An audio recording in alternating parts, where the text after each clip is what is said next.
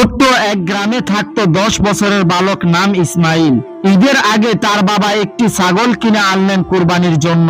ছাগলটির সঙ্গে ইসমাইলের বেশ বন্ধুত্ব হয়ে যায়। প্রতিদিন খাবার দিত, আদর করত, এমনকি নামও রেখেছিল বন্ধু। কিন্তু ঈদের আগের রাতে ইসমাইল একা একা কান্না করছিল। মা জিজ্ঞেস করলো, কান্না করছো কেন বাবা? ইসমাইল বলল, আমি জানি কুরবানি আল্লাহর হুকুম, কিন্তু বন্ধু তো আমার প্রিয় হয়ে গেছে। আমি কি পারবো ওকে আল্লাহর জন্য ছেড়ে দিতে? মা হাসি মুখে বলল, ইব্রাহিম আলাইহিস সালাম কি তার প্রিয় জিনিস আল্লাহর জন্য কুরবানি করতে রাজি হয়েছিলেন? ইসমাইল মাথা নাড়ল। হ্যাঁ, তুমি যদি আল্লাহকে সত্যি ভালোবাসো তাহলে প্রিয় জিনিস আল্লাহর জন্য কুরবানি দিতে পারবে। আল্লাহ তোমার নিয়ত দেখে।